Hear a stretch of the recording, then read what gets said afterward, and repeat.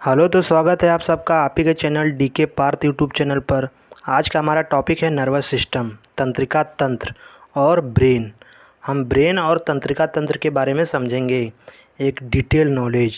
आपको एक simple language में ऐसा समझाएंगे कि आप अच्छे से समझ जाएंगे, अब हमेशा आपको याद रहेगा। तो हम इसमें क्या क्या पढ़ने वाले हैं? Nervous system, classification of nervous system and part of brain. Brain में कितने पार्ट होते हैं, उनका सभी को कार्य, उनका फंक्शन देखेंगे। तो स्टार्ट करते हैं। वीडियो को पूरा ज़रूर देखिएगा, और हमारी पिछली वीडियो देखने के लिए आई बटन पे या फिर एंड स्क्रीन पे जो टेम्पलेट लगा होगा उसको आप क्लिक करके देख सकते हैं।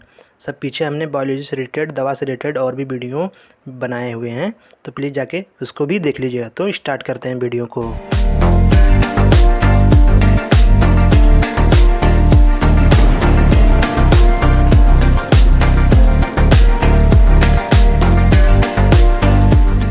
अब देखते हैं नर्वस सिस्टम क्या होता है, ये सिस्टम क्या होता है, तंत्र क्या होता है। जब कई चीज़ें आपस में मिलकर किसी कार्य को पूरा करें, एक मैनेजमेंट के तौर पे।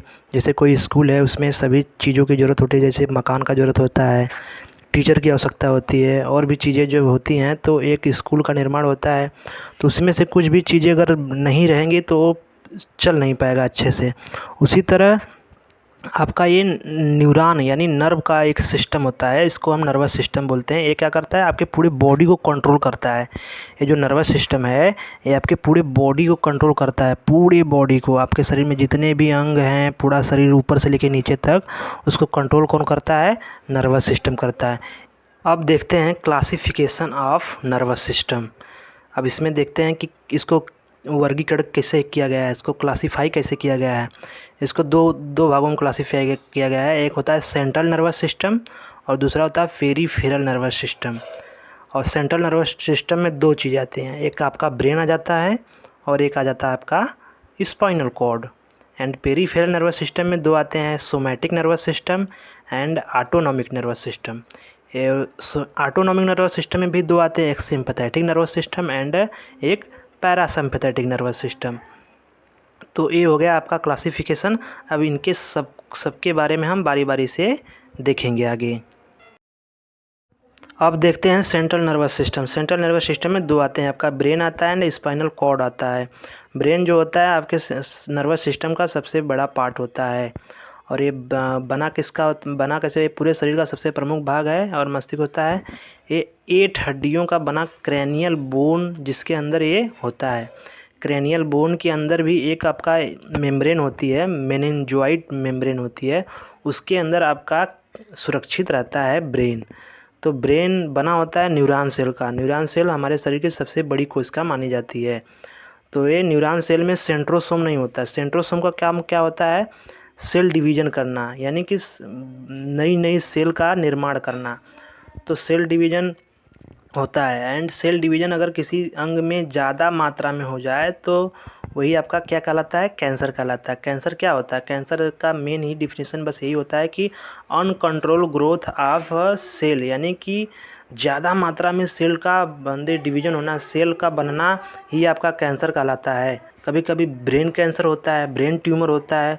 तो जब ब्रेन में आपका न्यूरॉन सेल जो है बना हुआ है, न्यूरॉन सेल का ब्रेन, उसमें जब सेंट्रोसोम है ही नहीं, तो उसमें कैंसर हो कैसे जाता है? कैंसर इसलिए हो जाता है क्योंकि आपका ब्रेन जो है 90% न्यूरॉन सेल का बना होता है, लेकिन 10% ग्लियल सेल होती है। जो 10% ग्लियल सेल होती है, उसी में आपका सेंट्रोसोम होता है, जो क्या करवाता है? सेल डिवीज़न करवाता है। उसी 10% ग्लियल सेल में अगर सेल डिवीज़न बहुत ज़्यादा मात्रा में हो जाता है, तो वही आपका क्या हो जाता है? Brain tumour. कैंसर से पहला स्टेज जो होता है वो ट्यूमर होता है।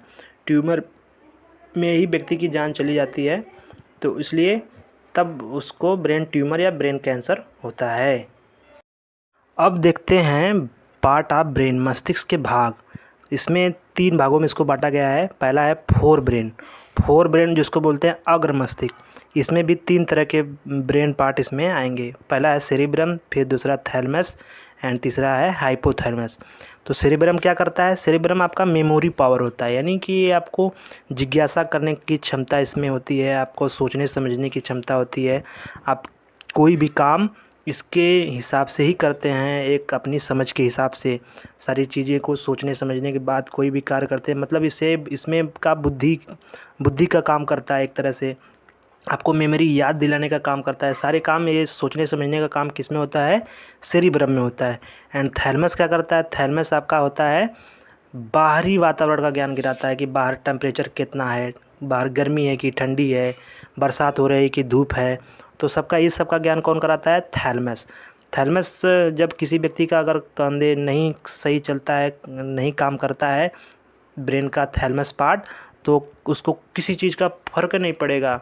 वो अपने मस्त, उसको कुछ नहीं पता चलेगा, वो कहीं रहेगा, सो जाएगा, कहीं भी ठंडी गर्मी उसका कुछ एहसास नहीं होगा, क्योंकि उसका क्या हुआ है, थैलेमस उसका गड़बड़ हो चुका है। तो तीसरा हाइपोथैलेमस। हाइपोथैलेमस क्या करता है, आपके बॉडी के अंदर का सारी चीज़ें बताता है। बॉडी का टेम्परेचर क्या है कंट्रोल करने का काम कौन करता है, हाइपोथैलेमस। हाइपोथैलेमस आपको भूख प्यास, आपको पसीना, ये सब किसके द्वारा नियंत्रण होता है, ये सब हाइपोथैलेमस के द्वारा होता है। आपको क्रोध कब कब आता है, क्यों आता है, एंड आप बहुत ज़्यादा इमोशनल हो, आपको किसी के प्रति जो प्रेम उत्पन्न होता है, ये भी आपका किसका कौन जिम्मेदार होता है, हाइपोथैलेमस। क्रोध, प्रेम, भूख, पसीना, प्यास एंड इमोशनल, ये सब इसके लिए कौन जिम्मेदार है, ब्रेन का जो पार्ट जिम्मेदार है वो आपका होता है हाइपोथैलेमस। अब देखते हैं second, mid brain. Mid brain को भी दो पार्ट इसमें होता है आपका, एक आता है कार्पोरा एंड एक सेरिब्रल पेंडिकल आता है। मिड ब्रेन को मध्य मस्तिष्क बोलते हैं, जो बीच में होता है। कार्पोरा का काम क्या होता है, कार्पोरा जैसे इसमें दो चीज़ें होती हैं, देखना और सुनना, देखकर और सुनने से।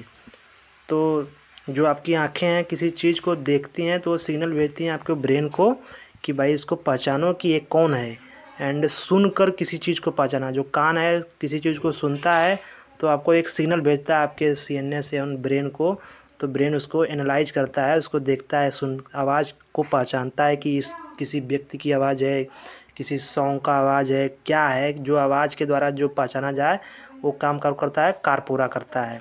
तो अब देखते हैं सेरिब्रल पेंडिकल। सेरिब्रल पेंडिकल क्या करता है, एक तरह से कनेक्ट करने का काम करता है, किसको, स्पाइनल कॉर्ड को एंड ब्रेन को। अब देखते हैं थर्ड पार्ट, हिंड ब्रेन। इसको बोलते हैं पश्च मस्तिष्क। इसमें दो आता है, सेरिबेलम आता है एंड मेडुला ऑब्लोंगाटा आता है। सेरिबेलम का काम क्या होता है, ये आपके शरीर को बैलेंस रखता है। ये आपके शरीर को क्या करता है, बैलेंस रखता है कि आप जो चलते हो, साइकिल चलाते हो, गाड़ी चलाते हो, तो ये आपके शरीर को बैलेंस रखने का काम करता है। बैलेंस रखता है तभी तो आप डोल पाते हो, चल पाते हो, दौड़ पाते हो। लेकिन जब यही सेरेबेलम किसी के शरीर ब्रेन में अगर सही काम नहीं करता है, ख़राब हो जाता है, तो व्यक्ति का बैलेंस बनाना मुश्किल हो जाता है। वो सही से चल नहीं पाएगा, ना बैठ पाएगा, ना डोल पाएगा। तो देखेंगे अगर शराब पीने वालों को देखे होंगे, शराब पीने के बाद ये सेरेबेलम काम करना कम कर देता है। तो देखते हैं शराब पीने वाले किस हिसाब से चलते हैं, इस रोड से इस किनारे से चलेंगे तो उस किनारे पहुंच जाएंगे।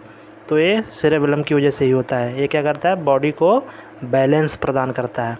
अब होता है इसमें दूसरा एक मेडुला ऑब्लोंगाटा। ये क्या करता है, आपके शरीर की मेटाबॉलिक क्रियाओं को नियंत्रण करता है। मेटाबॉलिक क्रियाएं क्या हैं, जैसे कि आपका किडनी का काम, हृदय का काम, जो पंप करने का होता है, किडनी का फिल्ट्रेशन का काम होता है, एंड जो आपके जो भोजन करते हो, भोजन अपने आप ही चबाने के बाद, निगलने के बाद आपके इंटेस्टाइन में आ जाता है। उसके बाद सारी जो मेटाबॉलिक क्रियाएं होती हैं वो किसके द्वारा अंदर चलती हैं, वो मेडुला ऑब्लोंगाटा के वजह से ही चलती है, जो ब्रेन का पार्ट होता है। तो ये हो गया आपका पार्ट ऑफ ब्रेन। अब देखते हैं नेक्स्ट स्लाइड। अब देखते हैं स्पाइनल कॉर्ड, जो सीएनएस सेंट्रल नर्वस सिस्टम है उसी का दूसरा पार्ट है स्पाइनल कॉर्ड। अब स्पाइनल कॉर्ड कहाँ से होता है, आपके गर्दन से आपके कमर तक भाग उसका लगा होता है स्पाइनल कॉर्ड का। स्पाइनल ब्रेन से आपके निकलती हैं 12 जोड़ी नर्व एंड स्पाइनल कॉर्ड से 31 जोड़ी नर्व निकलती हैं। स्पाइनल कॉर्ड को सेकंड ब्रेन भी कहा जाता है। जब बंदे आपका ब्रेन किसी काम में बिजी रहता है या फिर वो ध्यान नहीं दे पाता है, तो उस समय आपके पूरे बॉडी को मेंटेन या कंट्रोल कौन करता है, स्पाइनल कॉर्ड करता है। जैसे आपका कभी कभी रिफ्लेक्स एक्शन होता है, जैसे कि आपका ब्रेन किसी चीज़ को पहचान नहीं पाएगा। जैसे आप कहीं कोई बत्ती या आग जल रही होगी, आप अचानक से उस पर हाथ आप रख देंगे तो उस समय तक आपके ब्रेन को सिग्नल पहुंच ही नहीं पाता है कि वहाँ पे क्या है क्या है, आप जल जाओगे, वो पहले से आपको संकेत देता ही नहीं है। लेकिन जब आपका हाथ ज्यों जलता है या फिर ज्यों आपको उस हाथ में कोई चीज़ चुभती है तो आपका तुरंत अब बॉडी क्या करता है, रिफ्लेक्स एक्शन करता है। रिफ्लेक्स एक्शन मतलब तुरंत वहाँ से हाथ हटाएगा। तो ये आपका कौन करता है, स्पाइनल कॉर्ड के द्वारा होता है। ये आपका बॉडी को कंट्रोल कौन करता है, स्पाइनल कॉर्ड। इसमें आपका ब्रेन नहीं आपका काम करता है, तो इसीलिए इसको सेकंड ब्रेन कहा जाता है स्पाइनल कॉर्ड को। तो स्पाइनल कॉर्ड से 31 जोड़ी नर्व यानी 31 जोड़ी तंत्रिकाएँ निकलती हैं एंड ब्रेन से 12 जोड़ी नर्व निकलती हैं। तो ये हो गया आपका स्पाइनल कॉर्ड। अब देखते हैं peripheral nervous system. Peripheral nervous system में दो आता है। पहला आता है सोमैटिक नर्वस सिस्टम। ये क्या होता है, एक कंट्रोल करता है वॉलंटरी मसल को। वॉलंटरी मसल में जो आपकी इच्छाओं से जो मसल कार्य करती हैं उनको कंट्रोल करता है। And transmit sensory information to CNS, जो आपका सेंसरी इन्फॉर्मेशन यानी कि आपके शरीर पे जो कोई भी, जैसे आपका हाथ कहीं पे है, वहाँ पे अगर आपको चींटी काटी तो जो सेंसरी इन्फॉर्मेशन है, जो आपको दर्द महसूस होगा, वो दर्द का जो इन्फॉर्मेशन है आपका सेंसरी नर्व ले जाता है सीएनएस के पास, और सीएनएस वहाँ से फिर उस संदेश को मोटर नर्व एक होती है उसके द्वारा आपको भेजेगी कि जाओ वहाँ से उस चींटी को जल्दी से हटाओ। तो आपका दूसरा हाथ तुरंत उस चींटी को हटाता है या फिर झटकता है आपका हाथ, आप उसको हाथ को झटकते हो कि चींटी काटने से हट जाए। तो ये आपका हो जाता है मोटर नर्व इन्फॉर्मेशन लेकर आती है सीएनएस से, सेंसरी नर्व इन्फॉर्मेशन लेकर जाती है सीएनएस तक हाथ से। तो ये आपका हो गया सोमैटिक नर्वस सिस्टम। हम दूसरा होता है autonomic nervous system. Autonomic nervous system क्या करता है, कंट्रोल करता है involuntary function of the body. Involuntary मतलब अनैच्छिक, यानी आपकी इच्छाओं से जो फंक्शन आपके बॉडी में होते हैं उसको कंट्रोल करता है। वो क्या क्या होता है, जैसे हार्ट बीट, हार्ट का धड़कना, किडनी का फिल्ट्रेशन एंड लीवर जो अपना काम करता है, वो श्वसन का कार्य, ये सारी चीज़ें जो आपके अनुसार नहीं होती हैं लेकिन बॉडी में हमेशा चलती रहती है, उनको कंट्रोल करने का कौन काम करता है, nervous system, autonomic nervous system. Autonomic nervous system भी दो तरह का होता है, एक sympathetic nervous system and parasympathetic nervous system.